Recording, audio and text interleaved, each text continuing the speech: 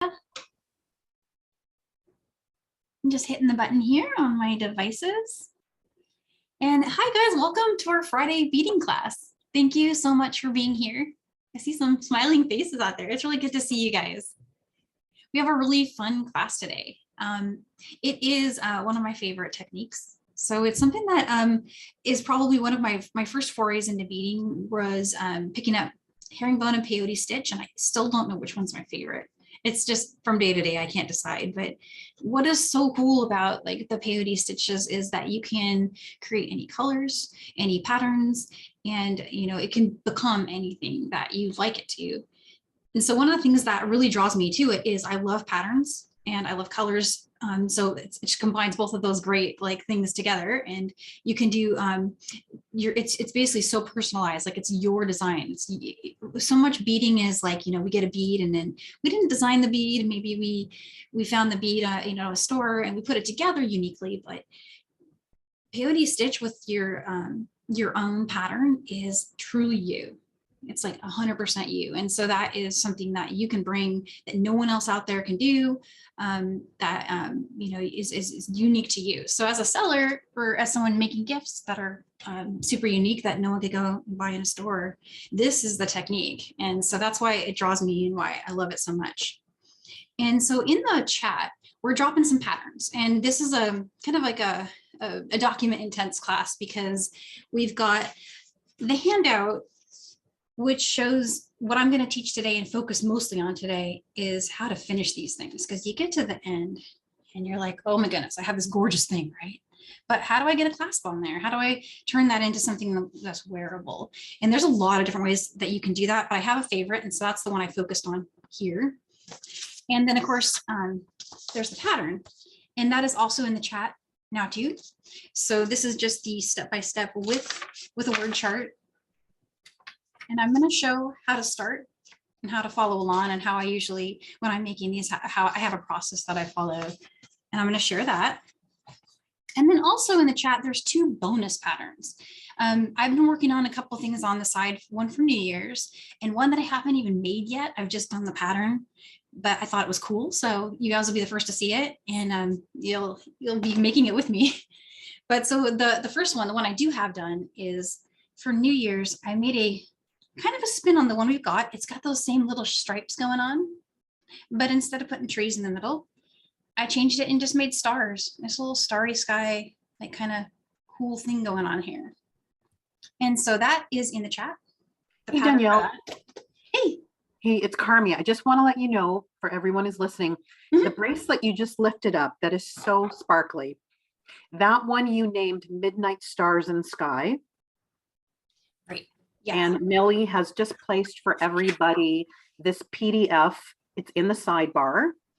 And so download it, and don't stress if you don't see it because you're using a different a piece of technology to watch this. We'll make sure you get it if you give Millie your email address. So again, thank you, Danielle. This is a great gift for everybody. We don't want to get distracted by your new bracelet because I know you're going to be teaching the current bracelet, but truly the Midnight Stars in Sky looks awesome. And then the second one, which you haven't made, you named Quasi Crystal, a repeating pattern, and Millie has also loaded that PDF for everyone. And right away, Sheila has already said, these are beautiful, thank you. Oh, thank you. This one is, it's something I haven't done before. You might notice it after you look at it for a minute, but do you see how it's a pattern, but there's something different here? I actually generated this differently than I normally do. I used kind of a different formula for it. And it's what's called aperiodic patterning, kind of like those Penrose tilings. I'm obsessed with those kind of like crystalline structures that are not found in nature or only found in synthetic matter. And I'm trying to do patterns. This is my like weak attempt. It's not mathematically correct, so don't like expect it to be like an actual work of art like that, but it's something that I'm going for. And this is one of my early attempts. And there's going to be a lot more like it because it's a current obsession. So you guys are the first to see it, and there'll be many more like it, and I'll be sharing them. And Danielle, when you make your version, which will probably be in the next day or two, it will go up on our Instagram page and on our Facebook pages for people to see. Oh, Sharon says it's like a pronunciation, Fibonacci number. Yeah, that sometimes when I'm beading, like especially with things like this where you're, somewhat repetitively following a pattern, I have on like videos in the background, and I like science shows, and I kind of like to nerd out on math shows. And so I heard about these crystalline structures that are so, they're so like just, they're alien, right? They're so cool, but they're just the neatest thing I could think of to put in a pattern. I'm like, oh, I wonder if I can make that a peyote pattern. They're kind of like a slice of a 3D made into 2D. So anyway, if you guys want to nerd on that with me, we'll go, I'll share it, and then I'll share the new ones. And I have a few that I'm trying to get right, because it when I first tried it, it didn't actually look like anything. It didn't look really cool. So I tweaked it, and that's what you see in that pattern. Danielle, maybe the last question I'll ask before you get going is, we always say Delica. Yeah. We don't say Delica size, but all the Delicas that we are using are considered Delica 11.0, or Delica is the standard name. Right. And there are other size Delicas out there in the Beadiverse. In Michael's, we have the size 11 Delicas. Those are the ones that when people say Delica, that they're referring to an 11.0. 11.0. Usually, yeah, there are some 10s and there's some 8s. But we don't have them. We don't have them, but if you ever see a pattern with them, you'll see the Miyuki number marked in DBM if it's a size 10.0, for example. But for our purposes here, if you see DB dash, that's an 11.0. Thank you. So let's see, I'm gonna can I show materials? Are we ready for that? I think we're ready. Okay. Just looking at the count, I feel like everybody's made it to the class. So I think we're good to go. Looks like we have, I think we're good because we have 16. And that counts our cameras. So yes. Great. Okay. So I'm going to just jump into the beads first. And at Michael's, we have a lot of colors. And I just grabbed all the little holiday looking ones and put them together and decided I wanted to see them together. And so there's 3 different really beautiful reds. And I love the ombre stuff. And in Peyote Stitch, ombre looks really pretty. Not coming across on the camera great, but these are very sparkly. They're like a silver lined. They look almost like a little ruby color. And when you put it next to the opaque reds and maroon, it's really sparkly. So this has some wow factor on the wrist when you're wearing it. It's going to stand out, and it's going to get noticed, and it would be an amazing gift. And so this pattern is, it's the one that's featured in the class. It's the one we're going to finish, and it's using all 6 of those colors there. And they're all, the way I spelled them out in the handout, just to give you a heads up, the numbers, see the DB654. And if you come and look at one of these jars, you'll see the number here, 654. And so that's how you know which one it is. And of course, the SKU numbers to find them in the Michael's app or in the stores is in my handout. And so those are the 106, these numbers here. And of course the names. But what I do truthfully when I shop for colors, even if it's a pattern that like I purchased from someone else and they tell me what colors to use, I always just kind of go rogue. I walk into the store and I look at the colors and I literally just sit there with them and I'm just lining them up and see what I like together. And the cool thing about the way that these patterns are written is that because it's just A, B, C, and D, you can lay out your beads in order of A, B, C, and D, and change it up to any different colors you want. As long as you have an A pile and a B pile, you're not going to get confused. You can have any colors. So I don't even worry about what colors are in my patterns. I just go for it. Just start stitching up what I like.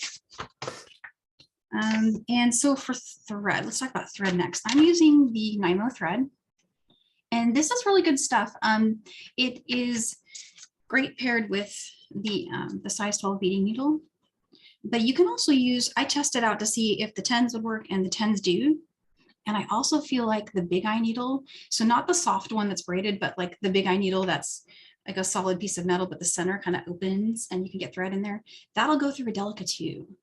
So if that's helpful to anybody. I like to use the Nymo with regular beading needles for just a preference. And then I will pull in some beeswax. And this is really helpful. It's not it doesn't have to be like, you know, you can just grab a candle if you have a candle laying around. And I take my thread and I just run it over it. And so they come in different, you know, configurations, and you can find them in a lot of different places. But here's my old dirty one that I've been using for a while. It's just plain old beeswax bar. And I'll just take the thread and just kind of pinch it and run it through. And this will make it, yeah. May I ask, how would you feel if someone did this with Fireline? I think it's great, actually. I use 4-pound a lot. I think it's fine. So yeah. Fireline, Cynthia, go ahead and use it. Yeah, 4-pound. If you got it, 6-pound, great. 8-pound, you might get a little stiff with 11-0, but it will still work too. And you know, Meredith from Beadalon, she uses 0.006 wildfire with Delicas, and I think that's great too. You won't have the same flow, like it won't be soft like this, or it moves as much. It'll be just fine. And so maybe that's even better because this is strong thread, and it is very difficult to pierce this thread. So there's pros and cons. So I would just say try it. Thank you.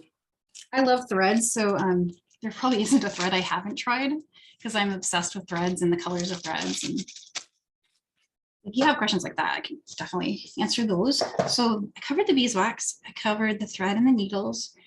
Some of the other incidentals you'll want to have around, of course, some scissors. I'm going to be using leather today and some buttons. And the buttons, anything you want, anything you have, you could go and get the ones that we use these a lot in class. These are the ones from Michael's. They're a little big on this design, which is why I didn't use them. I wanted something just a little bit smaller, but we all have buttons in our house, you know, from like the one I used on this design. I think that came from like a pair of pants, but you know, you get an extra button. So I mean, anything you got, just go for it, use that. And gosh, I think that's everything. I don't think I'm forgetting any. Let's see. Oh, so maybe actually I'll mention these items. Post-its, hold that thought. I keep track of where I am in my pattern. And with this, I'll use a little post-it and just keep sliding it down every row that I've done. And then I keep an eraser and a pencil handy because when you stop working, what I like to do is I'll take my word chart, and this is a good transition into starting our design. But I'll take my word chart and I'll work it down as far as I get. And right before I stop, if I'm going to stop and get up and go away, I'll just do a little dot showing where I ended. And then when I come back and I start working again, I'll just erase it. So I'm using, I'm using pencil to do that. And then just start my next row and just keep going. And that's just how I do it at home, when a lot of times my desk gets moved around by other people here. And so I have to make sure I've marked it, so it might wander off or get a car driven across it, or something like that. Let's see. So I know that the focus of this class is on finishing, but I want to show starting it and doing, how to start a peyote stitch design, how to do a pattern. And so I have some large beads here. These are not Delicas. These are a larger check bead that's cylindrical in shape. It's going to make it a lot easier for us to see for demo purposes. And then I will switch to Delicas after that once I know everybody is confident in the peyote stitch starting. And since these are really big beads, I am going to work my demo with some wildfire. So this is just showing how to start peyote stitch. So don't worry about these materials. This is just making it easy to see. Okay. And flatten that. I'm going to grab a beading needle right here.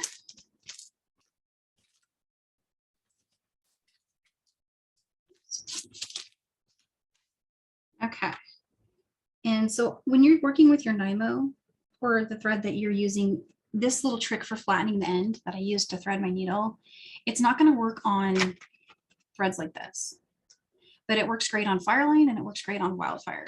So if you're working with one of those threads, you can flatten it with pliers and it'll get through your needle easier. If you're working with a Nymo, again, that's the beeswax trick. That will help you get it threaded. And then if all else fails, there's those big eye needles. Those are great too. Okay, and so here's the pattern. Page 1 here, or page 2. I work from the word charts now. I used to work from the actual like picture with a Post-it, but that's more confusing than just working from your chart. So with all peyote stitch, the way the patterns are written, they tend to start with rows 1 and 2 together because you string them, and then you come back and you add a bead, skip a bead, add a bead, skip a bead to get earth, and that becomes row 3.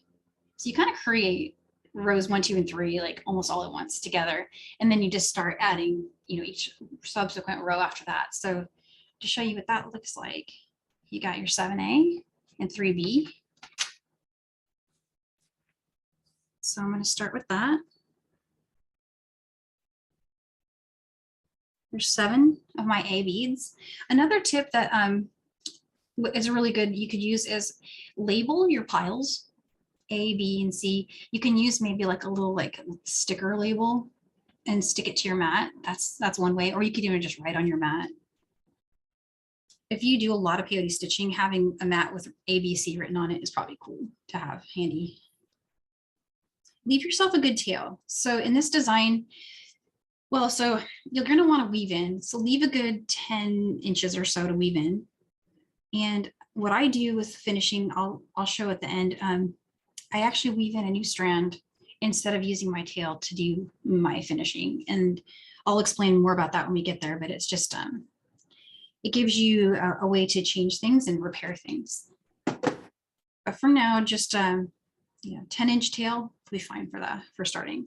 All right, so there's my 7A. Now I need my 3B. There's my 3Bs. All right, there's those. And now I need to string row 3. So row 3 is going to have 1B and 4 A's. So here's 1B. I want to skip a bead and go through the next one. I'm just going to push down everything to hold it tight. And when you do that, pull your working and tail thread apart. And these are really big beads, so I'm going to have to help them even more, but your goal is to get these two to sit next to each other like that.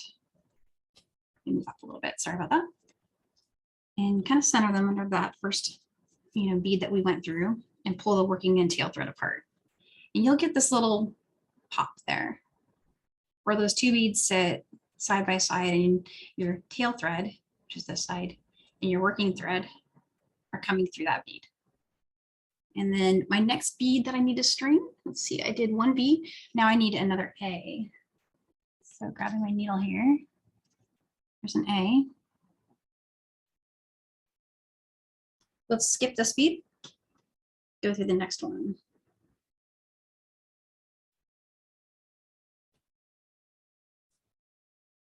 And pull them apart. And there we go. So this pattern says to do 4A. I just did 1A, so I need 3 more. There's 1. Skipping this one, going through this one.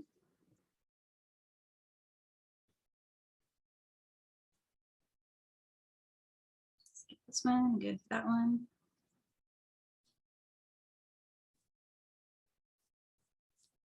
And I got 1 more to do.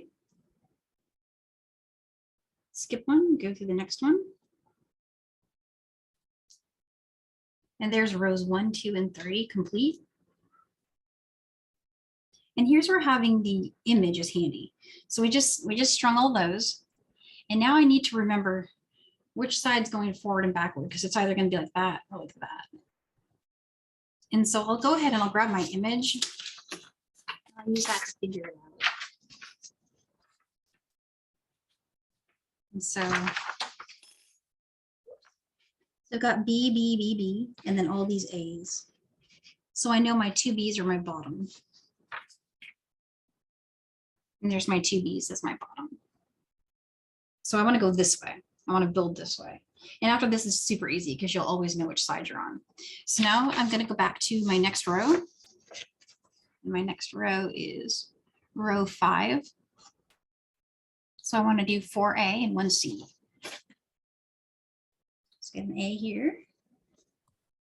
Danielle, wouldn't you be in row 4 now? Yep. So we did rows 3. Oh, you're right. Thank you. Row 4, 1C and 4A. I need a C. I'm going to just switch back to red for my C because I don't have a third color here in this. So we'll do a red for C. Or actually, let's do this for C because they're going to stack like that. That'll make more sense. There we go.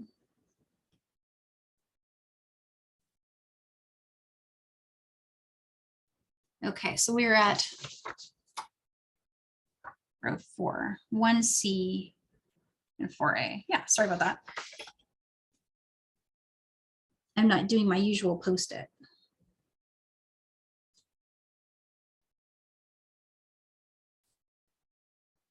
So these are my A again. Go 1 and 2. So we're just going through the up bead, the next up bead. There's 3 and 4. Okay, so now row 5. Let's jump on the gun on that. Okay, so row 5. Is this to follow along here?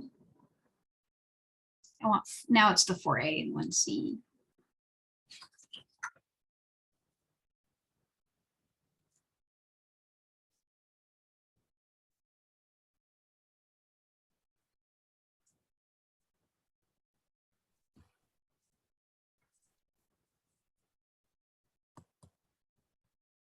My tail's getting in the way there.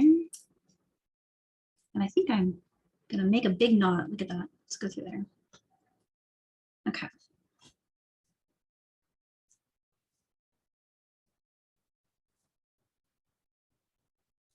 There's 3. So it's just coming along. Here's 4.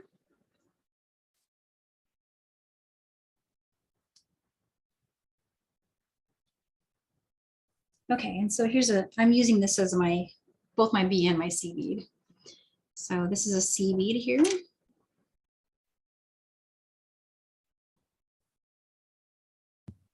Okay.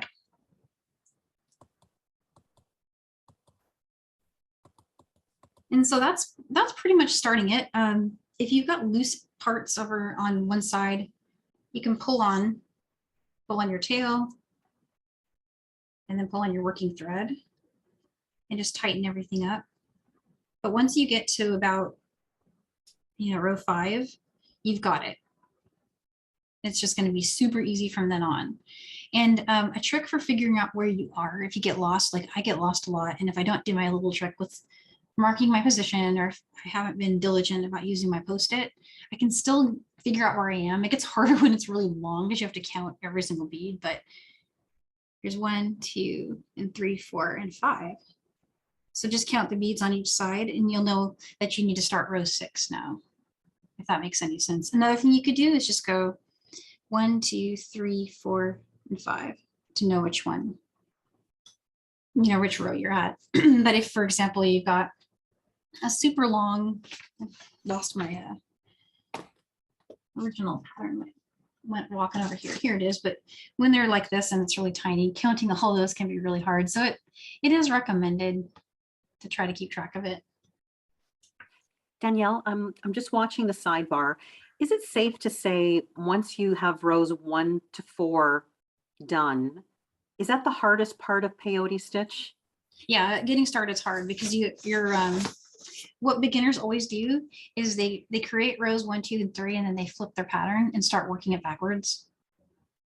So that's where it's really handy to have your image to know that. And most patterns, you want to double check this, but most patterns start in the lower left. So, but some of them will start at the top right, or the only really way to tell is just to look at the image and just look at the colors and see that, oh, they've strung 7A and 3B. And that's Okay. that's how I do it. But once you've figured out where you are in space and you've got, you know, rows 4, 5 done, you're sailing. Then Thank it's you. just, you know, not losing your place. That's the only. So The next Danielle, part. we are going to now show this with the Delica beads, but while you're prepping Delica beads, I would like to ask everyone in the class, because there are probably some people who are new to peyote, who is having any trouble understanding rows 1 through 4? Could you just let me know? Or if you don't say anything, I'm going to assume you got it.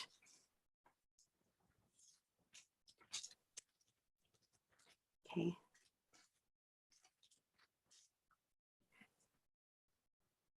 Okay, just waiting. Everyone okay? I'm just going to swing across and see if I see some friendly faces. Okay. Not everyone has their camera on. Good to go. You know, just while Danielle's setting up, I have to say for me, I always get it when Danielle shows me, then I do the project, but I can never remember how to start the project again. So when I do this, I have to do it right after this class when I understand it. Okay, so Danielle, for the most part, everyone's good to go, but Okay. I would like you, if you could walk slowly through 1 through 4 again. For sure. With Yeah. Delica. So what I've done here is I've laid out my A, B, and C. So here's my A. That was my C. And the B here. I got that going. And then off camera here, I went ahead and grabbed a strand of Nymo and I pre-waxed it. I ran it over my wax. So it's ready to thread, and it should thread pretty easily. And then if you're having any trouble threading it, you can always turn to one of those like little aids. I think the one that comes with the needle pack will work with the Nymo. I know with the Wildfire, I wasn't as successful, but it looks like one of those. Give that a try. I haven't tried it myself, but I think it's, you know, it's included with the needles. So it probably works with the size needle that, you know, that it came with. And I'm going to get rid of my keyboard tray really quick because my thread always catches on it. Okay, so here's where we are. I've got a comfortable length of Nymo thread that I just cut, and it's not super long. I don't really go with a super long strand to begin with because weaving in thread's super easy. It's, you know, you just weave it in through a few rows, and we can show that too. But so to get started, I'm just going to come back to my pattern, and I think I'm going to take my own advice and actually use my Post-it. So when I get going, I do forget. I forget where I am. I forget what I walked into rooms for too. I don't know if anyone else has that issue right now, but that's kind of where I'm at. So I'm going to string rows 1 and 2. So I just need to string 7A and 3B. Danielle, can I ask, did you wax the whole thread or just the beginning? I waxed the whole thing. Some people only wax the beginning though. That's a style. It's a choice that you can try.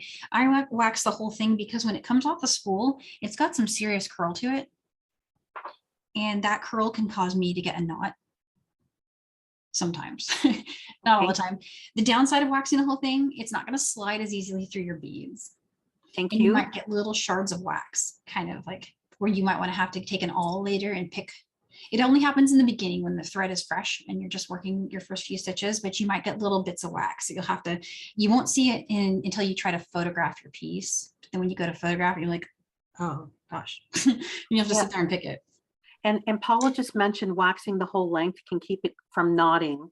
And Sharon's mentioned she's always got knots. So the wax might help, Sharon. We're going to try it. Yeah, there's pros and cons, but it definitely is worth trying and seeing what you like.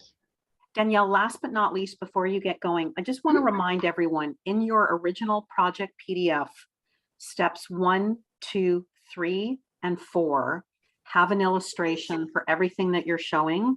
Cynthia is asking which is the beginning on the actual illustration of the pattern. And so I just want to remind her that steps 1 through 4 that you have in your handout will show you again everything that you're using. And then in your color pattern, the bottom is the beginning, correct? Yeah, in this pattern, it starts down here. So if you use this pattern, it starts from the bottom. If you use the word pattern, it starts from the top. No, they're both the same. So the word chart that is generated when I create these documents, I tell it if I want it to build from here or if I want it to list from here. Okay. And because most people tend to work from the bottom up in a design, as you're going through each of these rows, you're working this way. Okay. I hope that answered, Cynthia, I hope that answers your question now. And another way that you can kind of back into figuring out if you're getting stuck at this spot right here, when you get to the next one, because I did a stripe pattern, you'll get some clues. If you're coming out of a B, you're probably going into a B. So search one of there. And you're coming out of an A and going into either your new color or another A. So it tends to jump C to C, A to A, C to C. And that is by design. And that's why this is more of a good beginner pattern, because it's not just completely random. You can even see Danielle. Yep, you answered Cynthia's question. Cool. 3, 4, 5, 6, that's 7. And now I need 3 Bs. So here's my B color.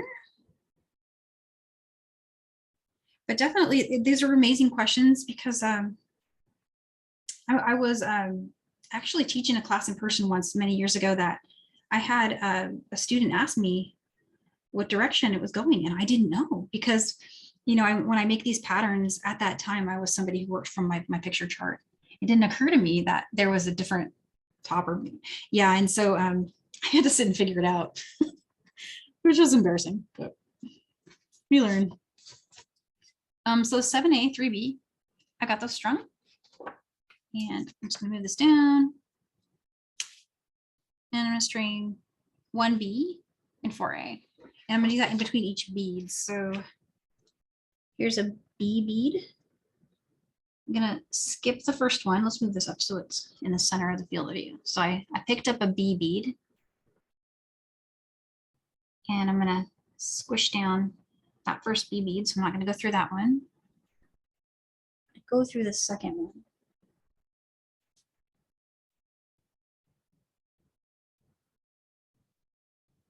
And when I do that, I'm going to pull my working and tail thread apart so that they sit side by side. And you'll immediately notice with Delicas, they just pop like that. Like you really don't have to try that hard. They're just going to go right where you want them to go. That's the amazing thing about the Delica beads. And so now I need 4 A's. So I'm going to grab one of these, skip down, skipping that next bead, and then going through the one after that. And then same as before, you can hear my wax threads kind of making like little screeching noises. It's fun. But I don't know about you guys, but this just lights me up. I love the way that it just goes boop, just perfect like that, right? You're pretty much addicted to Delicas after you make one of these. Danielle, I just want to let you know, Sharon had just said, this is the first time I've used Delicas and I love how they snap into place.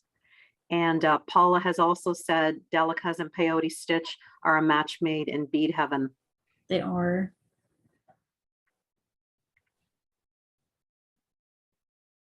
They really are. They're the coolest bead. So all I'm doing now is, you know, I'm just adding A's. I'm picking up an A because the pattern said 4 A's. I'm skipping whatever bead's next and going through the one after it. Heading in the direction of my tail. And I barely even have to think about it. It's just doing everything for me.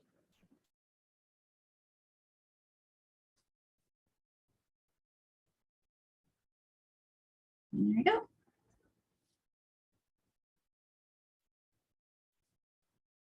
And so just reminding myself what this is. This is rows 1, 2, and 3 put together there. And now I want to figure out making sure that I've got it facing the right direction. So I'm just going to lay it flat and take a look. And my bee beads are over here. And I know from my picture chart, it's kind of handy. It's showing me that my bee beads should be the part I'm not stitching into. So I should have 2 bee here. So I'm going to flip it. Just turning it like that.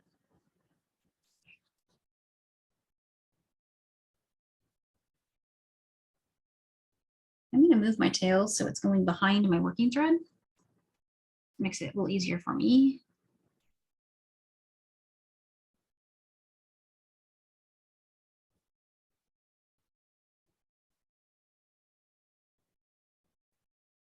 And once I'm happy with that, then I'll start my next row.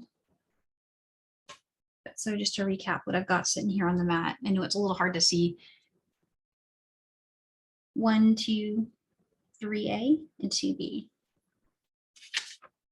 And so that's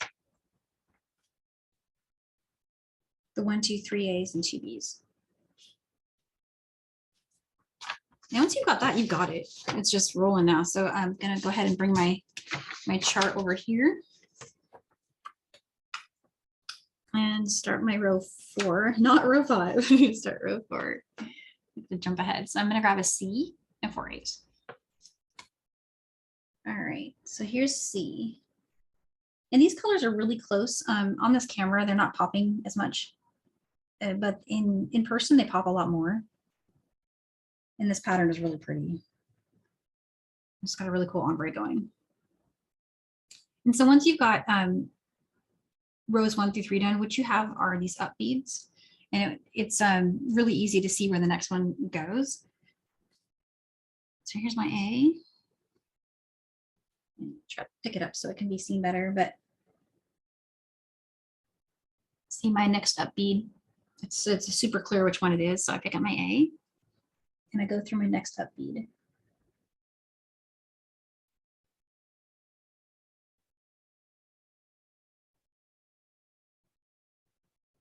And I'll just keep going with A beads until I get my row done.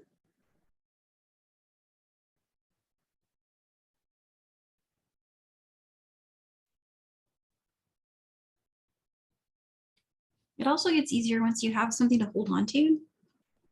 The first few rows is hard because you don't have anything to, to add tension. Really, I'm trying to hold this thing with just by pinching this tiny little piece, and yeah, it's challenging. It gets way easier after the next few are done. Okay. So there's that done. That was row 4. And I know because I was a good girl and I used my Post-it. So now I'm going to go over here to number 5. And I need 4A and 1C.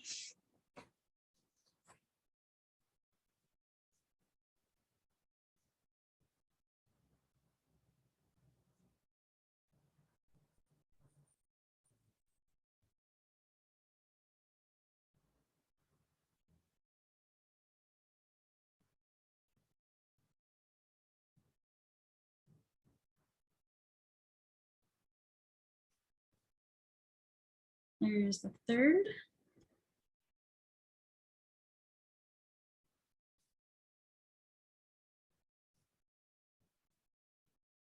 And 1C.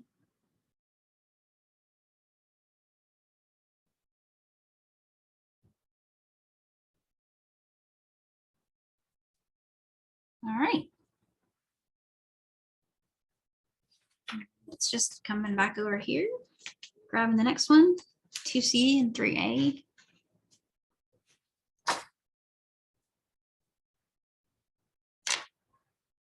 This is a really great method for sellers because you can remember exactly how you made something, and so you can always remake it. If you have somebody who wants to pick up one just like the one that you posted and sold already, you can completely reconstruct it identically.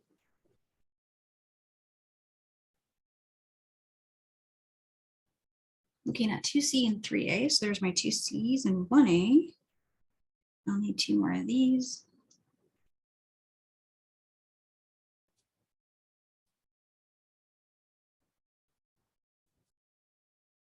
And I need 1 more.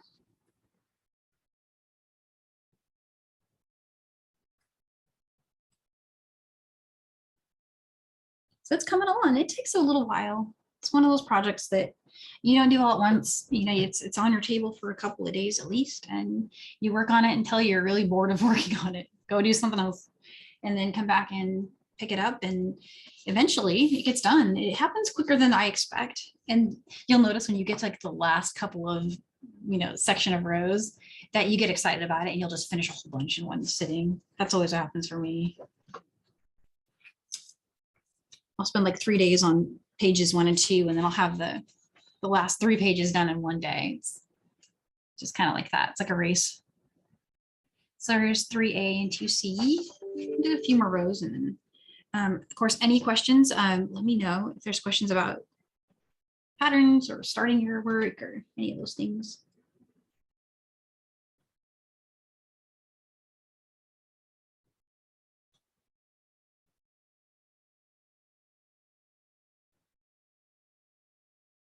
Where are we at? We got 3A, so there's my third one.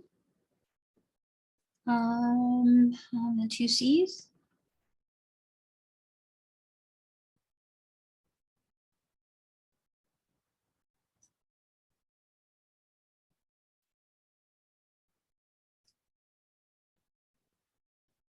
And there's that one. So how this pattern is structured is every 4th bead in the same color, you'll be starting a new one. So if you wanted to not really use the pattern and just work it by your eye, this is one of those patterns where you can do that. You don't really have to follow. The only trick is figuring out when to start your trees. But one of the ways I do that is I'll just stitch this along, and I'm not really following. I'm looking at it, and you can see what after you've done a couple, maybe like this much, you'll have an eye for what bead comes next, and you won't really feel like you need the pattern very much.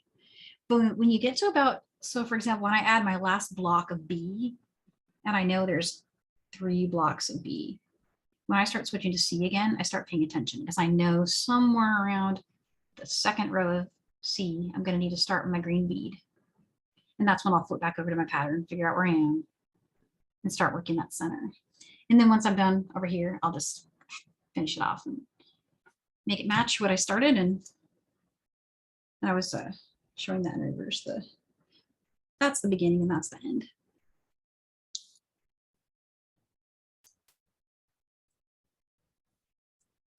All right, so let's see. Carmen, do you think I should do a few more rows, or I just saw a question pop up about the length. So the cool thing about this one is if you feel like you want to add length or take some off, you can do so symmetrically because the pattern is just expandable and choppable. And I actually try to design most of my patterns that way because I don't want to worry about length. But another thing to note is, let me show you one. Actually, I don't have that one handy, but the way we're going to finish it allows you to make an adjustable loop closure if you want to. So this one just has 1 button, but if you wanted to, you could just have your leather keep going. So you can make it longer without having to add rows if you wanted to do that as well. But as designed, as sketched out here in the pattern, this one comes out to a hair under 6 inches. And when we add our clasp and everything to it, that's going to push it up to about 6 1/4 or 7. And if you add another button loop, you could pull that up to like 7 1/2 or 8. But I always kind of start small with them because you'll be surprised how much length that gets added. For example, when you put your button, and then when you start adding your leather. So let's simulate the leather by doing that. So you'll get a lot of space here, and actually that's off camera, but you'll measure from this point to the center of your button. Let me try to get it all to fit. When we get to that spot where we're adding it, I'll show you guys what I mean, but we'll do a final measure. But when you get to this, you'll see it's going to be kind of like that. So you'll be measuring from like Oh gosh, I have to move it over. This camera's so low, it doesn't fit in the frame. You'll be measuring from right about here into the center of your button. And so you'll end up with about 6 1/4, roughly. Yeah, definitely add rows. When you're over here, after you've made this whole bracelet, you'll be able to just see it. You'll be like, yeah, this one, time to add a C, right? From here, I'm ready to add a C bead and then A's.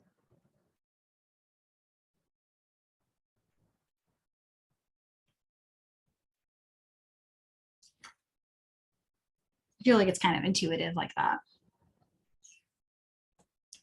All right, I'm gonna just quickly glance at it. I'm gonna bring my mouse back so I can look at the chat really quick. And that was the last question. You're good, Danielle. I'm good. I think we have some regular peyote stitch people in the room too. So Yeah. that's really great. So I could do a few more rows here if anyone wants to see that, but I feel like everyone's probably got the hang of it. And I agree, Danielle. Move into showing how to finish it, which is more complicated. Yeah, and my goal for this class is not to just show you how to do this one bracelet. I'm hoping that from this class, you guys will come away with the idea that this concept works with any column count. So if you have a wider one, it still works. What I'm going to show you is still a way you could do it. And you can change it up to fit any stitched pattern that you've got going and any button. So we've got 2 different buttons here. And then I do have this one sitting here unfinished, so I can demo finishing one that's a different width. This one has an extra column from this one. And it's the same exact process. So we can demo it twice and 3 times if you want, if we want to use my little square over there. So I'm going to start with the side that we do the leather on. I always do that first because I like to use my button to do my knotting on my leather. And so having it loose is helpful for that, because I'll just like lay it next to it and measure. So starting with that one. And what I've got here is what's, left of my beginning tail. And I want to say also, it doesn't matter which side you do which part of the closure on. It doesn't matter. You can have it be on the top or the bottom. If you have one of these patterns, like where here's one of my cactus designs, I tend to always put my button on top of my cactus and I'll do my tails down there. But if you're doing a design like this one, where truly it does not have a top or a bottom, it's kind of, it's just side by side, doesn't matter. Whatever side you end up putting whatever part of the closure on, no worries. What I do want to show though is this is kind of like a best practice. It's not something you have to do. If you want to work from your tail thread, by all means, go ahead and just work from that tail thread. That's no problem. But when I was selling my work a lot back in the day, when I got returns, if I got returns, it was for 2 reasons. 1, the button broke, or 2, they pulled really hard and this came loose, or their leather came off or something. And the repairs that I needed to do were invariably almost always at the closure sides. And if I use my tail threads to make my design, I had to remake many rows, because you'll have this little broken little strand hanging out here and the pieces are coming off, some beads are lost. It's all sadness, right? I have to destruct, and keep in mind you wove in, right? So destructing is not easy. You're thread picking, destructing all the way back to where you have some kind of working length that you can weave in, weaving in a new strand, rebuilding what's part of your pattern you had to destruct, then redoing your closure. Save yourself all that pain and go ahead and weave in this tail and weave in a new thread to do your clasp. Then when it breaks, remove what's left of the broken clasp and any of that remaining little stray thread, bring in a new strand or redo your clasp. Also gives you the option of changing your clasp out if you don't like it. If you're wearing it for a couple days and you're like, you know what, that button is not working for me. Come home, cut your loop, put a new button on it. You don't have to redo your piece. So that's something that you can think about, and that's what I'm going to do here. And it's also a nice way that I can show you how to weave in a new strand, so it kind of kicks 2 birds. So here's some new thread. Just grab that, and I'm going to pull like maybe 20 5 inches or so. You don't need much because it's just going to be, we're going to make a little tab, a little stitch tab. And very quickly, I'm just going to run my wax over it. So see what I mean? How it's got this like, look what it's doing. It looks like the memory of it, right? So I want to get rid of that. So the first thing I'm going to do is take my wax bar. I'm going to take my thumb and just hold it and just bring that thread that direction. I've already straightened that out really nicely. And I'm going to go the other way. And as you do this, it'll kind of work its way down in.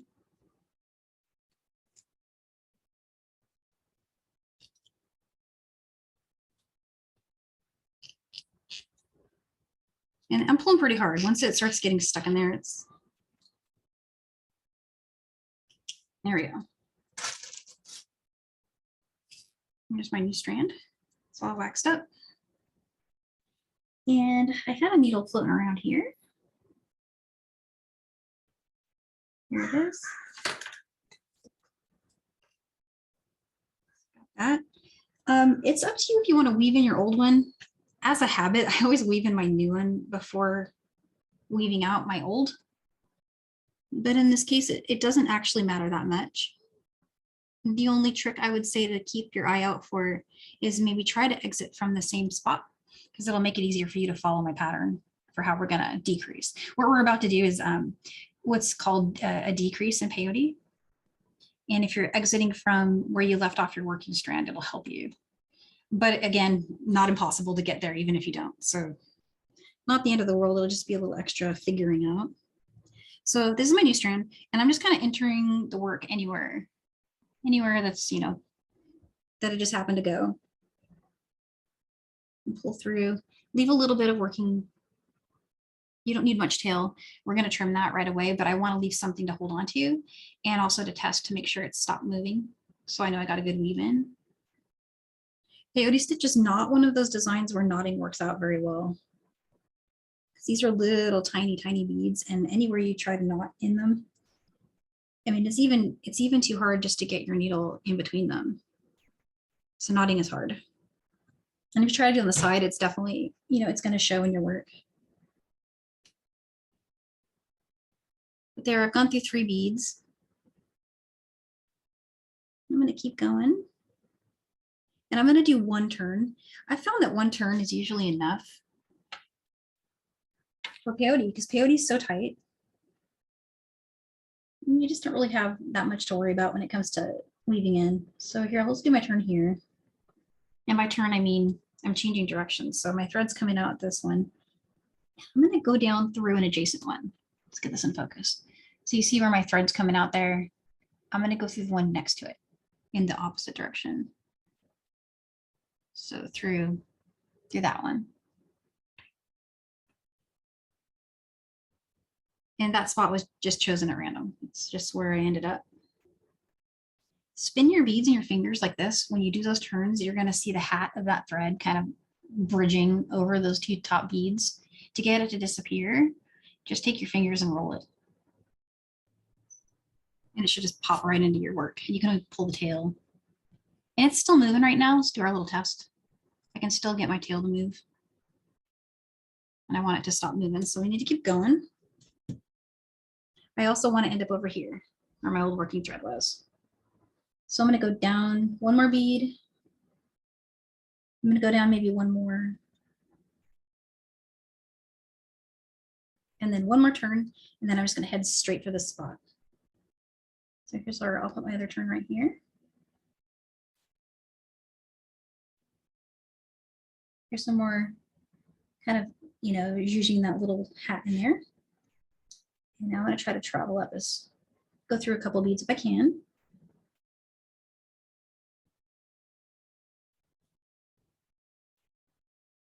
And so this is the same process you would use to weave in your new thread. Okay. And as expected, this tail's not moving anymore, so I can trim it. When you're trimming this kind of stuff, if you have any flush cutters are a great way to get as close as you can. I didn't bring my flush cutters up here with me, so I'm just going to use my usual scissors. But another trick here is a burner could work really great. So a burner, especially if you've waxed your thread, it's gonna give it a little extra something there, almost like securing it down, and it's preventing fray because on this thread you get a lot of fray. But if you're using scissors like I'm doing now, it's the usual trick of pushing down and pulling up to create tension. So it'll hopefully just kind of pop back into my bead, and it looks like that worked for me. Can't see where it was, and that's good. And so at this point I would take and weave in this old thread. And we're okay on time, so I'm just gonna go ahead and grab another needle really quick and do that. It only takes a second. Otherwise it's gonna be in our way while we're working. If you're having trouble with that needle threading, just, you know, giving it an extra little spot of wax there. This one would have already been waxed when I started, so I'm just doing the end just to make my needle go on.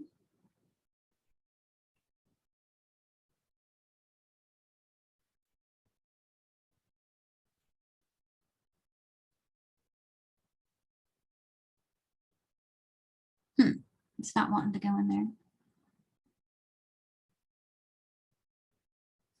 A little more wax.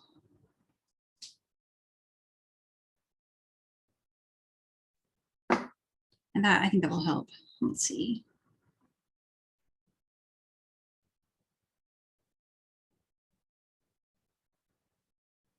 And why I'm doing this step for, you know, kind of laboring on it a little bit is I really do feel like this step has saved me a lot of time. It seems like we're spending a lot of time right now, and we are. It's taking a while. I keep unthreading my needle because my wax is sticking to my fingers.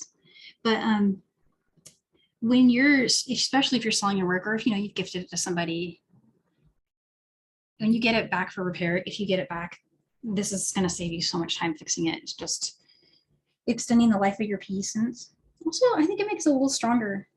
It makes this ending stronger. So I threaded my needle eventually, and now I'm just going back down through the beads. And I'm going to head over somewhere other than where I was to kind of weave in a different spot.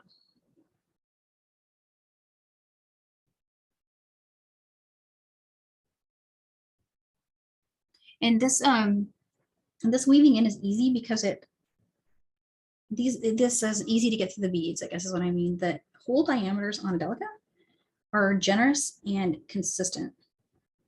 So there, I'm just kind of rolling those to hide my hat where I turned. So I have basically zero trouble getting my needle through if I actually had put it in the bead.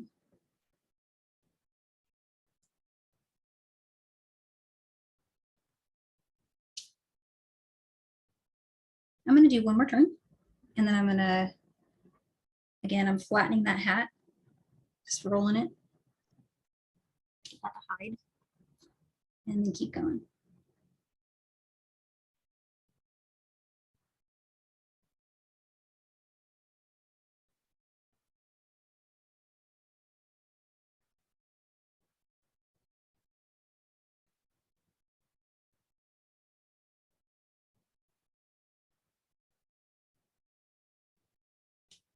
And I'm going to get down to here. Another thing you'll see me doing, I didn't realize, I didn't explain that earlier, but it I don't really trim on the side.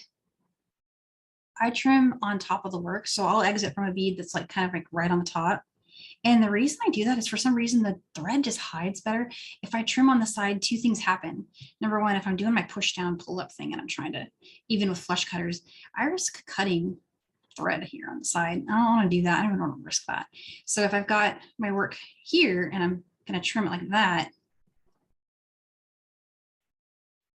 I'm not going to cut anything. It's just safer. So I'll exit from a bead that's, you know, not an edge bead and then trim. Totally vanished, and that took forever, but now I'm ready to go here, and this is a durable, you know, lasting piece, and it's not going to be difficult for me to make changes or repair it. So Danielle, yeah, this is actually a perfect place because you've added the new thread and you got rid of the old thread, and we're just past the 1 hour mark. Yeah. So what I would just like everyone to just have a 2-minute break. I'd like you to get a glass of water or have a little stretch. And if everyone needs a little comfort break, if you want to run out of the room, we're going to wait about 2 minutes before we start the next step. Sounds good. I got water here too.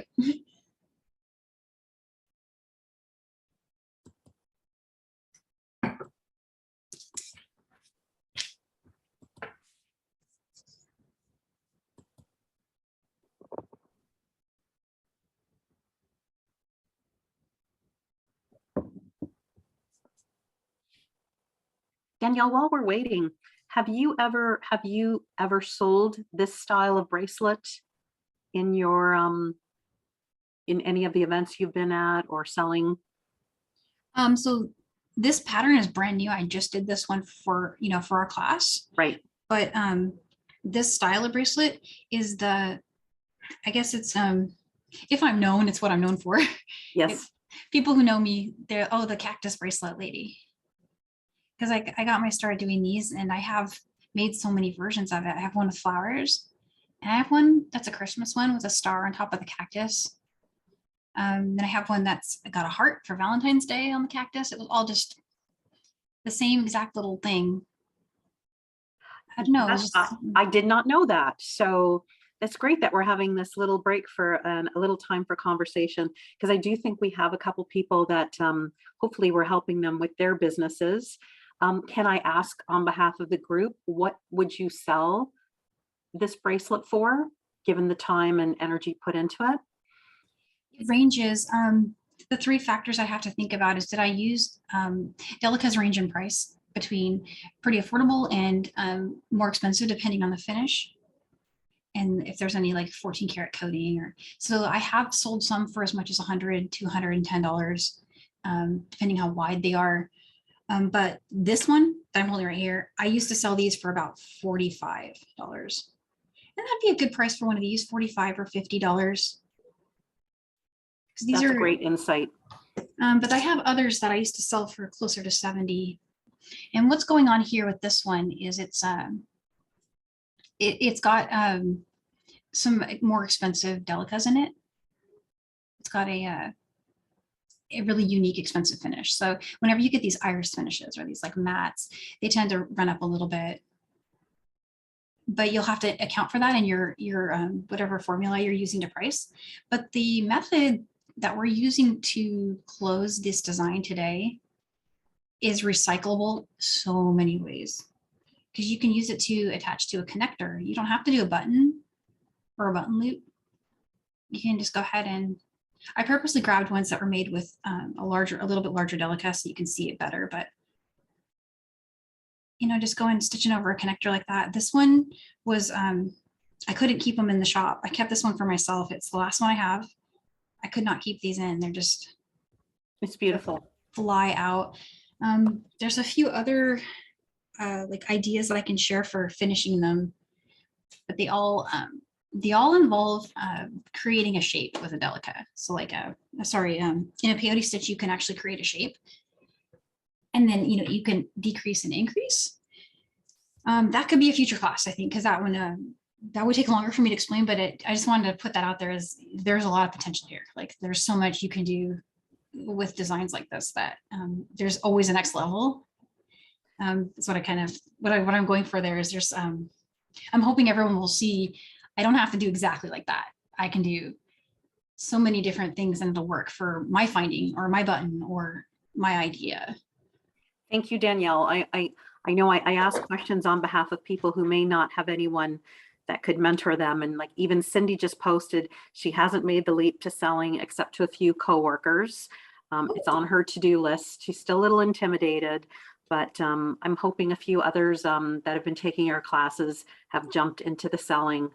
And you just gave them a really good idea for pricing, which is important. Oh, that's so good to know. Yeah, I'm glad to hear it. So without further ado, let's go back to the original class. All right.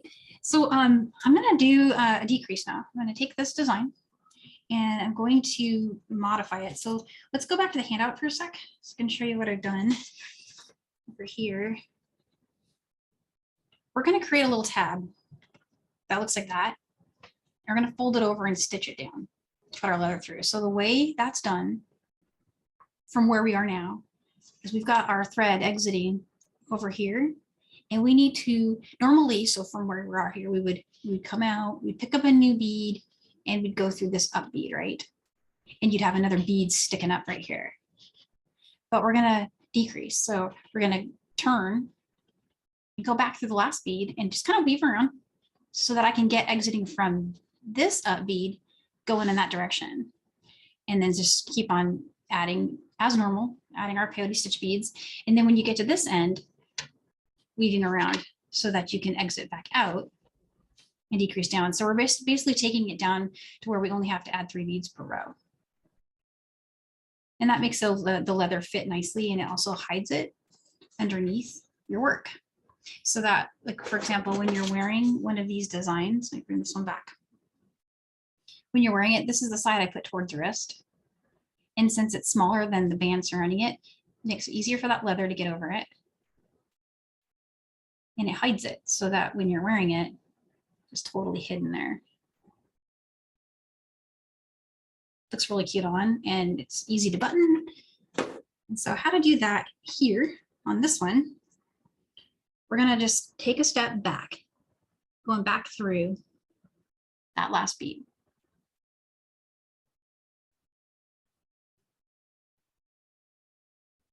And now I'm going to go down through, whenever you're weaving in a peyote, you know how you have it's like a fork in the road. You have a choice. You can go into either bead. Well, I'm going to go through the one that's back here. So I'm exiting from this one. I'm going to go back one more. I'm going to just show that really, really up close so you guys can see where I'm going.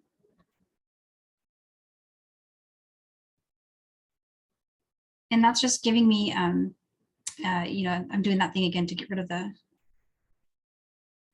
thread so you can't see it. And now I'm going to turn and come back up.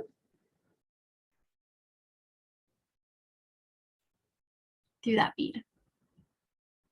And this is all diagrammed in the handout too. So I know this is something that at first, you know, it maybe seems a little weird, but I think it'll make sense to you when you see what we're trying to do. It's just we're trying to get to this bead going that way. So we're just weaving around. And now, again, I have a fork in the road. I have to decide, do I want to go through this bead or that bead? And I want to go through this bead because I need to be going that direction, right? So I want to come up through that one. Oops, sorry, my camera there. And pull through there. Another trick, if you think you might be getting knots, whenever you do those really long pull throughs, just pull kind of slow and you might get less knots that way. I'm always rushing and I go too fast, and that's when I get my knot. But so now we're going to turn, go back, and if you can, go ahead and just shoot through both of those beads there, if it'll let you. Otherwise, just go through one by one, whichever is whatever your needle wants to do. And I'm going to do something different here. I want you guys to see really well where I'm starting my new stuff. So I'm going to go crazy and add a really bright color. You would probably want to use your darkest color for this step. If you're doing this at home, you'd want to take maybe the A color and use that to build your bridge in. And that's what I did in this design here. I brought it in with just the dark A. But I'm going to use bright green today so you can see what I'm doing. Okay, so this is just our, our regular thing. I'm picking up a new bead and going through the next up bead.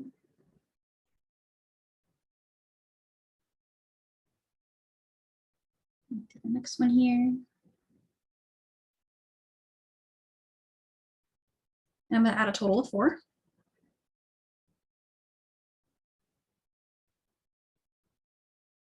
Okay, and so from where I am here, let's bring back the pattern really quick. I'm gonna need to do another turn because I don't want to put a bead here. I'm exiting from here. Normally we'd pick up a new bead and then we'd go through the next up bead, but I don't want there to be a bead here. I want it to kind of taper in. I want to decrease. So I got to do another little dance over here. So from where I am now, I'm going to come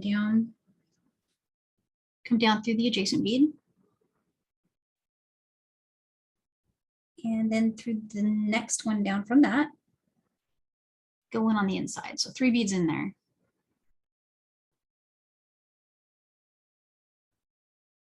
And now I'm going to turn and come back up through the one that's right next to that one.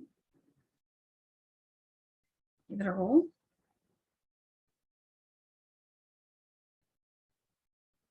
And then do this one.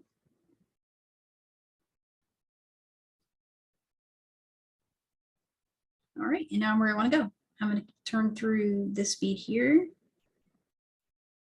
and that one.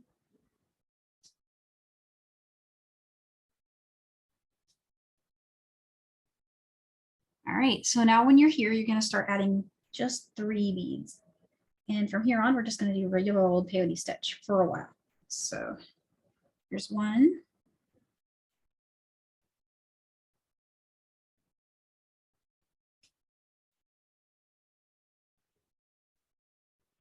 There's my 3rd bead. I'm going to go back with 3. And this is just regular even count peyote stitch for just a little while here.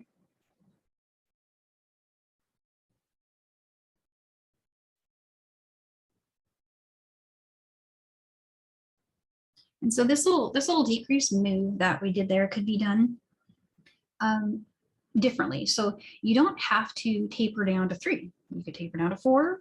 You could, if you had a design that was wider, you could taper down just a few.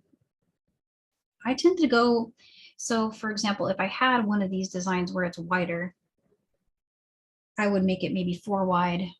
And to give you an example of what that might look like, here's one that's a much wider piece. And so you can see I've got 2, 3, 4, right? There's 4 going there. Whoop. The camera just fell. There we go, it's a little better. I got a new little light, but it's getting dimmer. I'm not sure why it's dimming on us, but we'll put it over here. Maybe that'll help.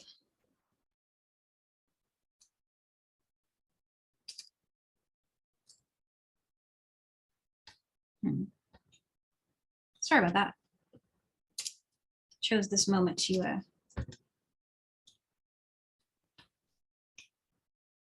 let's see. It'll stand up like that. There we go. I'm still experimenting with lights, and I got this little ring light and it clips to the front of my camera, but it's heavy, and so my little stand just gave way. Okay, and so there's that one. I'm just going to go a little faster and get ourselves a tab. And so what I'm going for here for stitching here is I want something that looks like that. There's no really rule about you don't have to make this length. You can make it any length you want. You want to judge it based on what you're stitching over. So if you're stitching over some like 1.5 millimeter leather, then you know this is the dimension for that. That's perfect. But for example, if you're trying to stitch over something larger, like one of these findings, like a connector finding, you're going to have to play with that and figure out what works for you and gives you enough movement and that sort of thing. So, and maybe you're using tinier leather, you don't need as many. So definitely just play with it and see. And just know that you're not locked into what I'm doing here.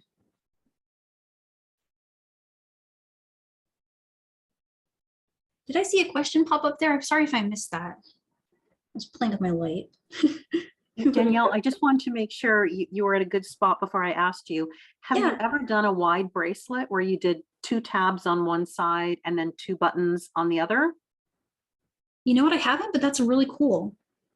I haven't done one where there's more than one tab. It would need 2 buttons then, or it would have, I think that would be a great way to put it on a bar finding. You know, there's a lot of those like end bars out there on the market that you can find that you could stitch over. And that would be a good way to do that because you wouldn't have to do a huge, like a whole big tab. It would save you on little ones. Yeah, a great idea. That was from Sharon. Yeah, Sharon, that's a great idea, and that'll totally work. You would do what I've done here. You would just need to do it twice. So you basically like you would just create one, right, and then weave back down and come back over. to where you want to start your new one. You can even weave in a new thread if you wanted.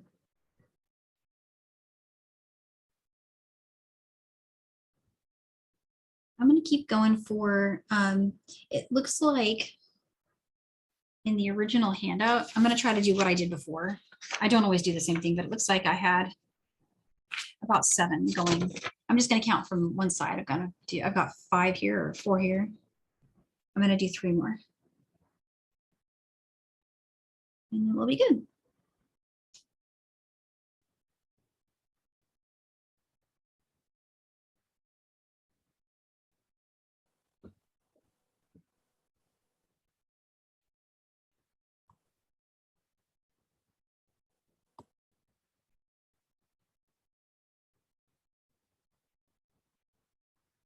And you guys will get so fast at this. It's really, really speedy once you get going.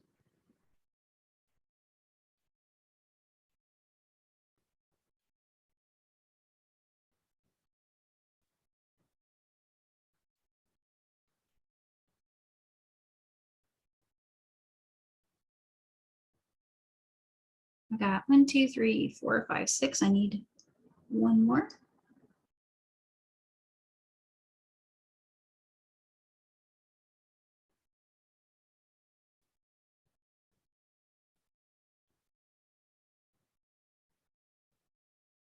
And I actually think this contrasting color is kind of cute.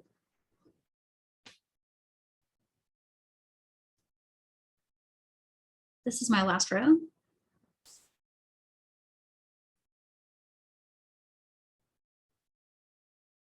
All right, and so I've matched what I did in the handout.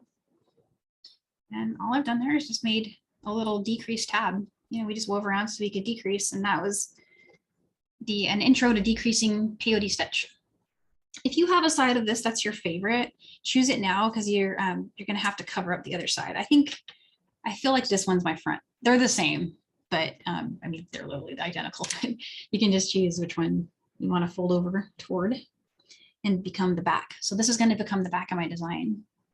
You know, but it doesn't have to. I noticed in some of our photography we did, the little tab was showing in the front, and it still looked cute. So not totally at the end of the world if it's visible either. But if you guys took our ring class, it was a long time ago now. I think it was like July of it was the first summer we were doing our Michael's classes. We did a ring class where we zipper stitched the two ends, the two sides of the peyote together, and that's what we're going to be doing here. We're just going to fold it over and then treat the bead that's in the main band as that bead as you come out of each one of these are beads. So from here, where I would normally pick up a bead and then go through here. That would be my next step. But I'm going to pick up a bead that's here and use it as my bead. So when I fold it over, I'm just going to see where I am. It doesn't actually matter too much. Decide how you want it to sit. So if you want it to bowl a little bit, you can squish it back a little bit and stitch it there. I personally like it to be flat, so I'll flatten it completely. And I will find the bead that is sitting as an up bead that works for me in that spot. I'm just going to pick it. So I'm going to pick this bead.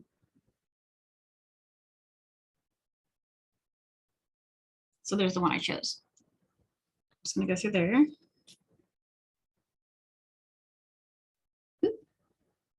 I'm going fast, so I'm getting my little tanglies. All right. Then the first thing that'll happen when you do that is it'll kind of lock down on the side. And you'll need to go through your up bead again. So the one on the tab this time. That next one there. And so remembering that this was my first bead in the band that I used, I'm going to jump up to the next one that's right above it. So that one, right? I'm trying to see that on the screen too, make sure I'm showing it well. But now through that one. Okay, so bring that through and I'm going to tighten that.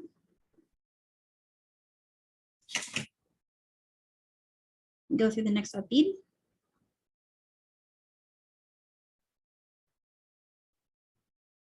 Again, looking for that next one in the band that corresponds to the ones that I've been going through before. So I'm gonna get those. Here's my last up bead. And here's the next one in my band. So I'm gonna go through there.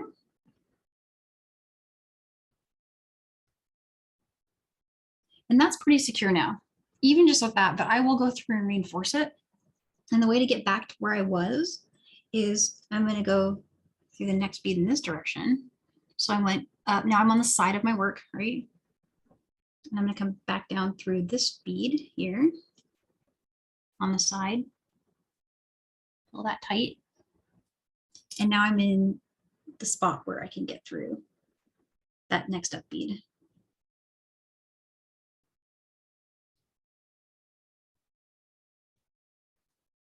Okay, so back through this one. And that side is reinforced. Now, what's going to happen here is it's going to be almost impossible to get back through those beads. I actually don't worry about it. I just go this way. I'll go through, just go through these ones. And that gives you some reinforcement of that up bead to the bead behind it. There's some value in that too.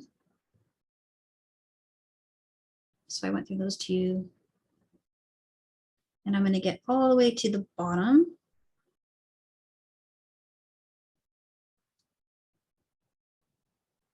Okay, and so once I'm here, I'm going to reinforce this side.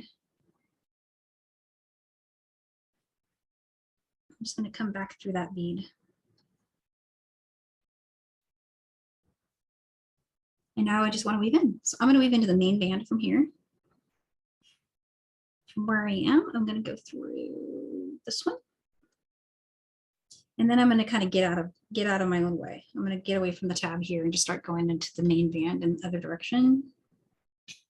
And so if I ever had to destruct this, I wouldn't ever have to unweave this part. It would just kind of be hanging out over here. And I would trim above it.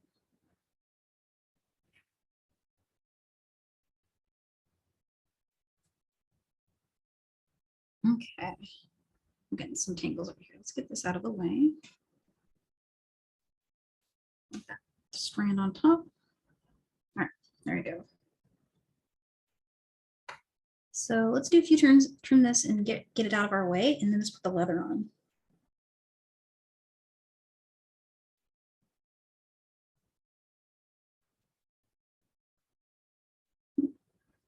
Turn here. I'm going to go through just a few more and then we will get rid of the strand.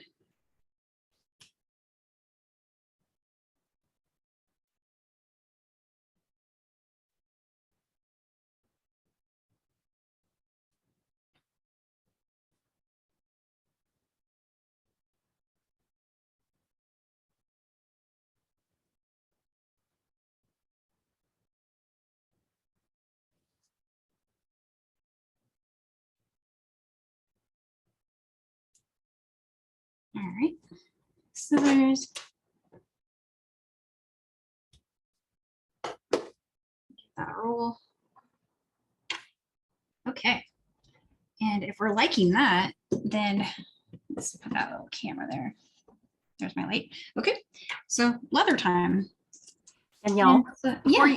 before you move to the other side, would you ever have folded over the zip just onto itself, green onto green, so that it added some length to the bracelet? Because this is your signature hiding tab. Have you ever done it where you left the tab showing? You totally could. I like this better just because I don't know, it's style. It's what I like, but it would be totally fine to do that. You could bring that and connect it just, you know, even to itself or just to one row back maybe. Got it. Thank you. Yeah, there's no reason you can't do that. I just like it that way. It's just kind of, but I get stuck in my groove, you know. But there's so many things you can do with this. So I'm going to show a leather version with a button, but just keeping in mind that any finding you have, even if it's like a round ring, like a ring connector, like the kind we use in Michael's classes for all of our earrings and stuff, that ring connector could be put on one of these, especially if it was a wider piece and could support like an 18mm ring. that's great. And then you would just throw a clasp on either end and some charms. So rings are a great idea. Stitch over a ring here. If you were putting a component in that, just remember you'd have to slide that component on the tab before you stitch it down. In the case of our leather, we just string it through the hole. So just going through there. And I didn't trim it yet, so there's options here. In some previous classes, we've demonstrated a barrel knot, and I can demonstrate that here, but don't get stressed about the knot in your leather. You can always just do a cute overhand knot, and I think I'll show both because we're doing pretty good. So I'm gonna trim this. This is not the right scissors for my leather there. Okay. So what I did is if I was going to make this overhand knotted, I maybe wouldn't have needed as much length as I just cut, but I would bring it to the midpoint. So the overhand knot's the first style I'm showing, and I brought it through and brought it to the midpoint. And then I would just take these two leathers together and just go ahead and knot them like that. And work your knot down, just give it a little tug so that it's a little closer.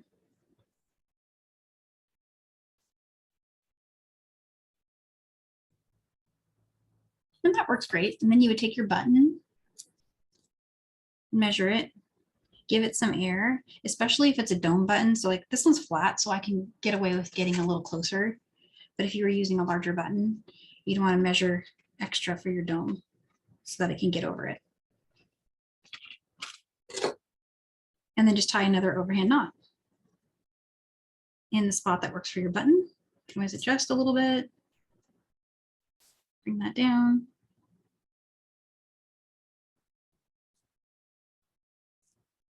Test your button, make sure it works. Because at this point you could still undo it, and I'm happy with that. So that works for me. If you're using a, something else to think about, if you're using a button with holes in it, like one of these, and I'm going to show how to attach both of these styles. If you're using one of these, consider that that's going to give you a dome. So if you test your button like that, and you're like, ah, perfect, I'm great. It's going to have a bunch of beads stuck out of the top of it. And so you're going to need extra space for that. So thinking about that when you're doing your button. Let me pull this off really quick. It should unknot really nicely. Some of the, like the vinyl or like the vegan leathers out there, those knot up really pretty. I actually have some of that on hand too from Michael's. They have both kinds now.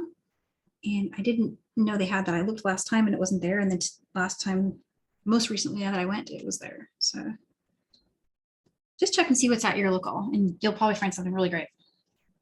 If you want to do a barrel knot, it's a little bit, more advanced of a knot.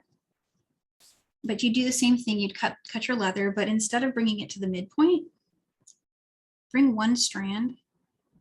Well, I'm going to raise up just a tad here so you guys can see a little better what I'm doing. Leave yourself maybe like, say that much. If you're just doing one buttonhole, if you're doing two buttonholes, leave more. And then start your barrel knot with the long strand. So I left this one long. And if you have a straw, so I always use like a little cocktail straw, which is perfect for this exercise. I like it. That's what I go to. So hold your short strand against the straw and wrap your big strand over it. And you want to wrap it so that you can bring it through on this side. So actually I should be working this way. So you want to wrap it down. And this is super adjustable, so you don't have to stress too much about like getting it exactly perfect for this step. I'm just gonna go around. And I'm definitely not the expert on these knots. I learned all these knots from other people. Leather knotting is something that I learned from a lot of really great artists. These are like the only two knots I know, but they work. I'm gonna go around one more time and come through my straw, pull that off, and I'll get my barrel knot. So there's barrel knot number one. It's a little messy. I'm gonna make it prettier.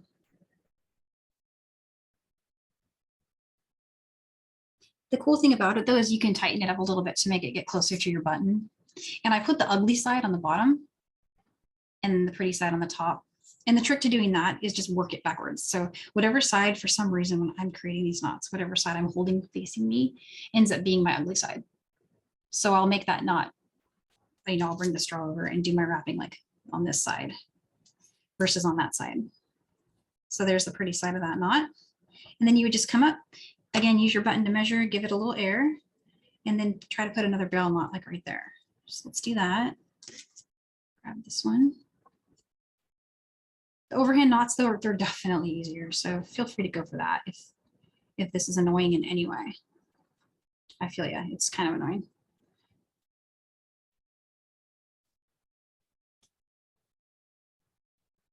Push that up a little bit.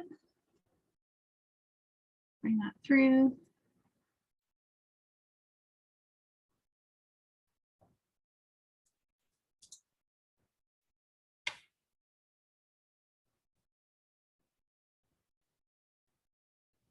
And if you get one where, so it looks like I maybe went through a little too much on that side, you can always back out one of your loops to beautify it a little bit. I may have done that one wrong. But there it goes. It could use an extra loop. I would probably redo that one. It's hard for me to demo it because I'm hitting my camera with my straw.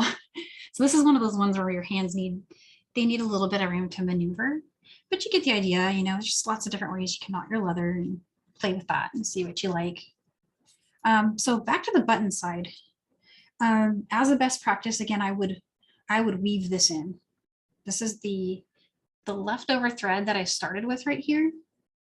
I would actually weave that in and then weave in a new strand to attach my button. I don't want to make you guys watch me do that unless anybody wants to see it. I was gonna do it the wrong way and use my tail.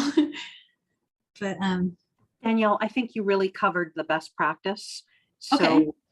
For sake of time, definitely let's assume that you've weaved in your tail thread and this is your new thread.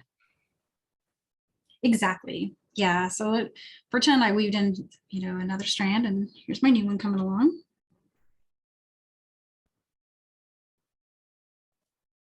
But yeah, you can see these things, they take a while, right? They do to make. So make sure when you're charging for your work that you include your time. So I want my button to sit kind of in the center. Now this was an even count design. And with an even count design, you're not going to have a center point. So it's a trade-off. You didn't have to do an odd count stitch for the entire bracelet, which is a win, but now you don't have a center point. No one ever notices that. It's never something that I ever get stressed about. But my button's going to sit a little to the side. It's not going to be centered, right? Doesn't matter. It's totally fine. Looks great. If you have a odd count design, I do have one of those. If we get time, I can show an odd count design will give you a center point to add your button to. And so what I'm going to do now is just, I want to make sure I have the visual handy, because what's important here, and the only thing to really note, is that what kind of button you're using. If you're using a shank button, it's a lot easier. If you're using a through hole button, you got to create a picot on top, but it's the same process either way. And so what I did here is again, we did the same thing we did before where we kind of wove back in to get where we need to be, but this time I need to get to one of the ones that's kind of toward the center, add 2 beads, go through my button, add 3 beads if it's that kind of button, or just go through the shank, add 2 or 3 more, come down here, loop around. And the way you loop around is you come around through the bead and then go back up. And that has an effect of locking it centered so that you've got the holes running this way in that bead and the holes running this way on your up beads. And if you do this anchor, it'll lock it in so that they sit literally connected like that. It's really cool. So a visual on that to show you what I mean is that. See, it looks like those were literally plugged in, right? You can't even tell, but the holes are going different directions. You got this way and that way. So that's what I'm gonna do. I'm gonna weave around and try to get back where I need to be.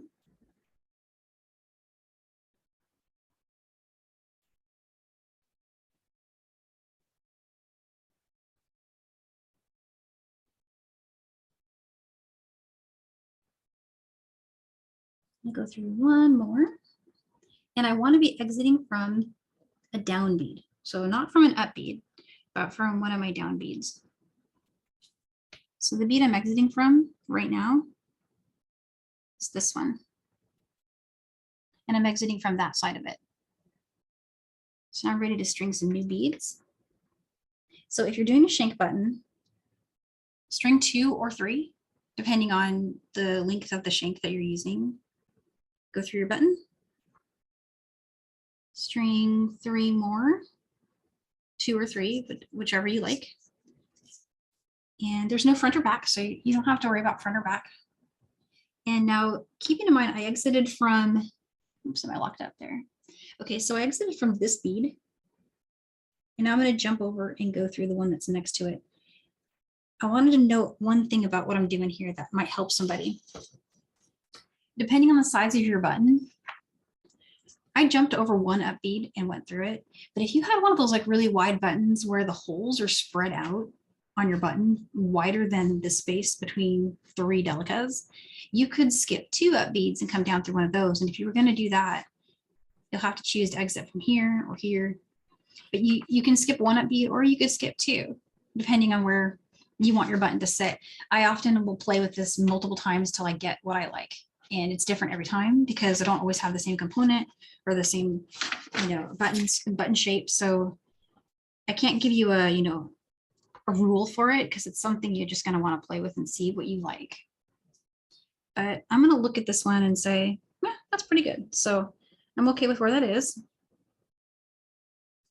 I would want to come up through that bead and see what it does. It brings it in between those two and makes it sit there. Continue through all those beads and the button.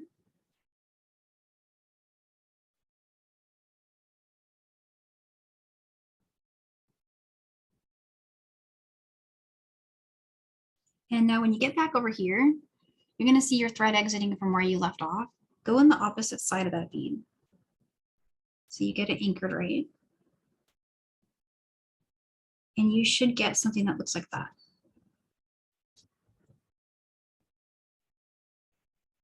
And it's loose right now because you'd want to reinforce that many, many times, like 3 times. You'd want to reinforce it. So now I'd go back up through, come back down, loop through that bead, come back up. But I want to show you guys, before I do that, I want to show the other button style. That is, it's a little more challenging. The shank button is definitely the easiest to go with. There's that. And so I have a little mini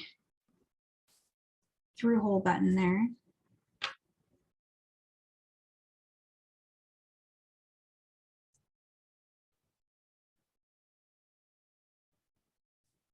And it's kind of the same thing, but a little different. 2 or 3, whichever you like. Go through your button. And now you need something on top of it. So pick up 3 more beads works for this design. You may need more beads if your button is bigger, but I think for me 3 is going to work. Pull down. And there you go. So there's the top of the button. You can see that cute little red beads on there. And now I need 3 more. Just match what you did on the first side. If you did 2 here, just match 2. And then I'm gonna go through this next one. That's my next down bead, right? I skipped over my up bead and I went through my next down bead. And go up.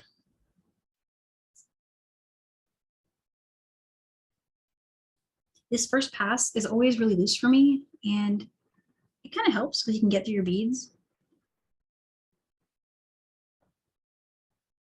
But after the third pass, it'll tighten up a lot and get easier to work with, I think.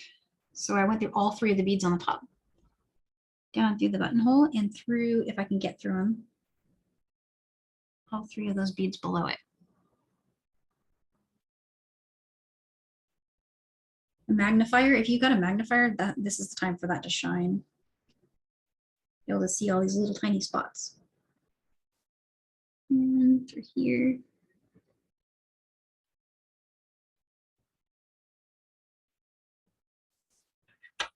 It's a little harder to see, but we've got the same effect.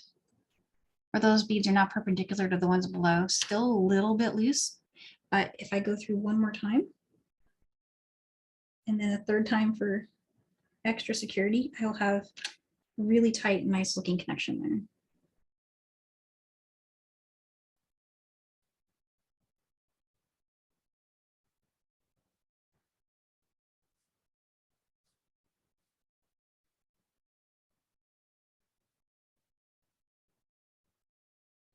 Through my down bead. And let's come back up through all those beads.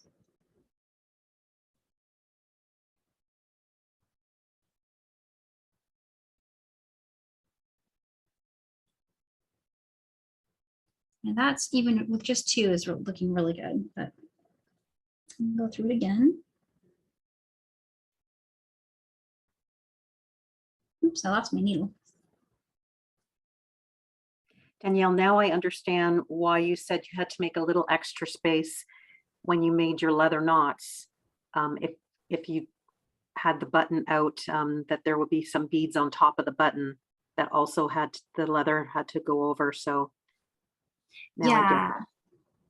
Yeah, exactly. And it helps just to have a little extra space on the leather anyway. Because when you're trying to button these, especially if you're putting it on yourself, it's easier to have some maneuverability. There is another way you could do this button connection too. I did this one because it's the easiest to show.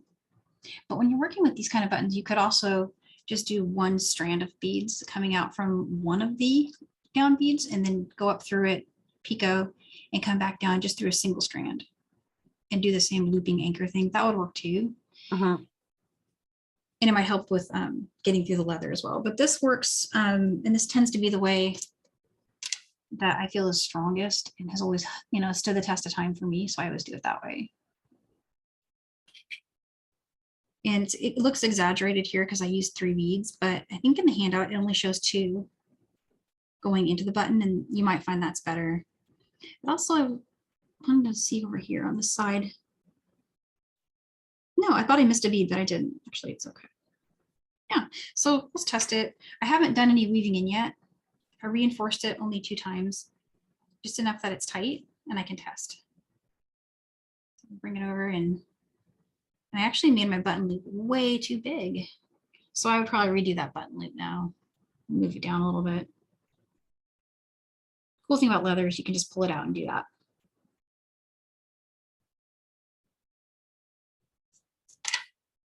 But I would go right about there.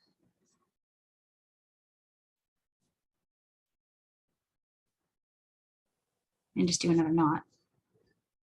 Yeah, so that's it in a nutshell. Is there anything anyone wants to see relative to this design or any of the other designs we've got going? I can show. Danielle, you're really good for time. So we're right at the 4:45 mark. So if you just hang on for a second, I'm going to see if anyone puts anything in the sidebar, but definitely show us this brilliant starry version. This is just something fun that I came up with, and because I wanted to show you guys what an odd count design might look like if you had to do a finish on one of these, and how the same process would work, but you'd be able to center it. That's one of the things about an odd count design that I like. And odd count isn't actually that hard. There's some tricks to it that can make it way faster. But you just come down, and now you put your button would be in between these two, right? And we've got time. I can show starting an odd count if anyone wanted to see that. This pattern is odd count, the one that we had as the gift in the chat. So it's easy to do, but it's a little different than what we did today. It's still really fun. The bigger pattern, the little crystal one, that one is even count.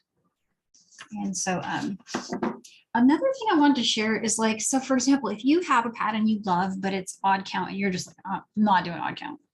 I agree. It's like, yeah, sure. I totally feel that. So what you could do with your patterns is you can add a row to the edge to make it even.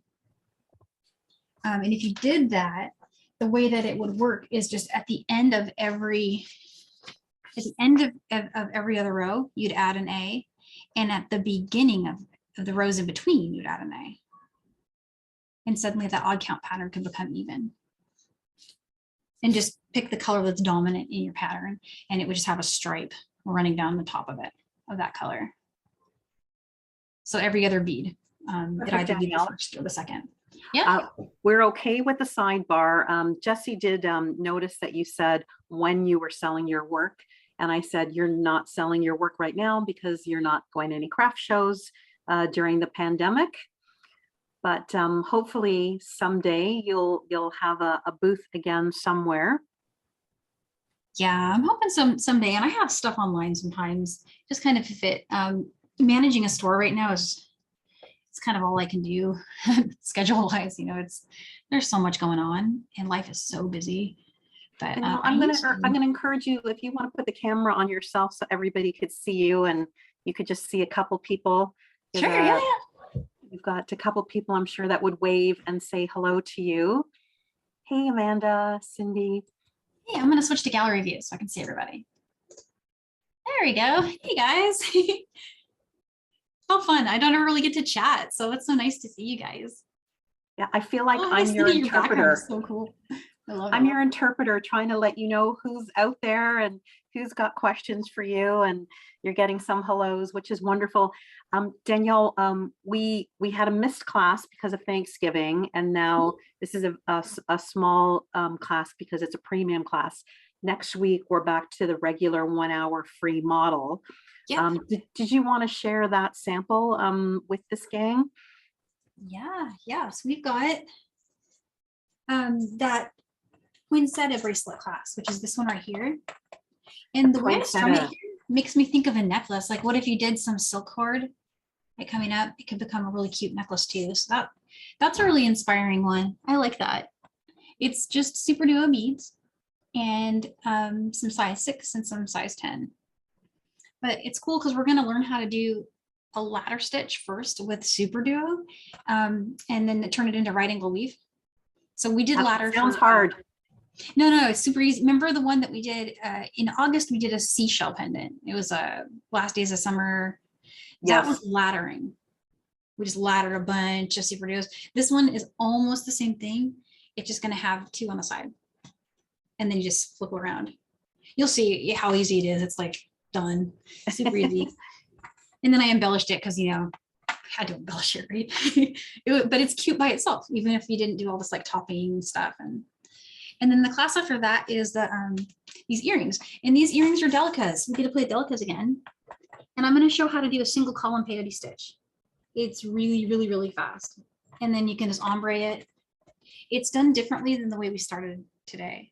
It's like you get the 3 going and then you turn, but it's so quick. You can make these in like 15 minutes. Add 5 minutes for doing the wire wrapping maybe, but okay. And there you go, gift ready. That's on the 17th, I think. And this is on the 10th. This is December 10th, and that's the 17th, if I remember right. So just our next 2 Fridays. And then we got January coming up after that, which is a bunch of cool stuff in January. Doing a pro seller stacker, and we have a ruffle pendant, which could also be earrings. It's another brick stitch departure. And then they had, I forget what our other class was. I know. Well, probably before the end of December, we'll show samples for January. The classes are up. I know Cynthia's already signed up for January. I know they're up there, but like you, I'm going blank at the moment. So yes, this was a great class. I supposedly wrote these instructions and I don't remember. Like, that's because we're already working on February classes, and yep. Yeah. Rest assured, everybody, we'll be doing classes with you for many, many more months. So it's going to be awesome. Yeah, I'm actually right now currently working on a 4-drop peyote design. There's a butterfly and a fern that's coming up, and it's going to be it's so big it could be a bookmark, so it's kind of like we're marketing it as a bookmark. It's gonna have a little tassel on top, but it could become a bracelet, lots of different things. Okay. Yeah, so that's coming up in, I think that's one of our March classes. Is that right? Gosh, I don't know. between the two of us, So- between Carmi and I, we have to remind each other back and forth a little because I'm not to be trusted with scheduling dates. No, but you know, you mentioned it today that it does seem, you know, some time ago, we did a beautiful peyote ring, peyote stitch ring. And I think I need to revisit that because I think it will make even more sense to me now that I've done tonight's class. So that will be awesome. And Danielle, as always, on behalf of John Bead, thank you so much for everything you do for these classes. Oh, thank you. If anybody arrived late, you might have missed that Danielle gave you 2 extra gift bonus patterns. If you didn't get them or didn't download them, all you have to do is go to one of our pages and send us a message saying you were in today's premium class and we'll send it to you. So hopefully on Monday you will get the link to the recordings. And that's it for tonight, Danielle. Awesome. Thank you so much. Hope you guys have a great weekend. And thank you for being here. And hearts to you guys.